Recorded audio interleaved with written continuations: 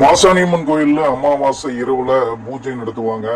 இப்ப அந்த மாதிரி நடக்குதுங்களா அப்படின்னு நிறைய பேர் கேட்கறாங்க. பொதுவாகவே பாத்தீங்கன்னா முதல்ல எல்லாம் அது நடந்துட்டு இருந்துச்சு. இந்த மாதிரி நடுநிசை பூஜை எல்லாம் முதல்ல கொரோனாக்கு முன்பு இரவு நேரத்துல அந்த பூஜை எல்லாம் இருந்துச்சு. இப்ப அந்த பூஜைகள் எல்லாம் இல்ல. இப்ப என்ன அப்படின்னா அந்த மாதிரியான எண்ணத்துடன் நீங்க தங்கணும் அப்படிங்கறதுக்காக நீங்க வர வேண்டாம். ஆனா அமாவாசை இரவுல ஒரு கோயில்ல போய் தங்கி இருப்பது ரொம்ப சிறப்பான விஷயம்தான். ஆனா என்ன, கோயில் வளாகத்துல தங்க முடியாது. அதனால கோயிலுக்கு வெளிப்புறங்கள்ல நீங்கள் அறை எடுத்து உங்களுடைய சொந்த முயற்சியில தங்கிக் கொள்ளலாம். அதற்கான வாய்ப்புகள் நிறைய இருக்கு. ஆனா இரவு நேர பூஜைகள் எல்லாம் இப்பொழுது நடைபெறுவதில்லை என்பதை நீங்கள் தெரிந்து கொள்ள வேண்டும். இதுதான் இப்ப இருக்கக்கூடிய நடைமுறை. வழக்கம் போல அமாவாசைக்கு காலையில 6 மணிக்கு நடை திறப்பாங்க. 8 மணிக்கெல்லாம், மாலை நேரத்துல 8 மணிக்கெல்லாம் நடை சாத்திடுவாங்க. உச்சி பூஜை மிக சிறப்பாக நடக்கும்.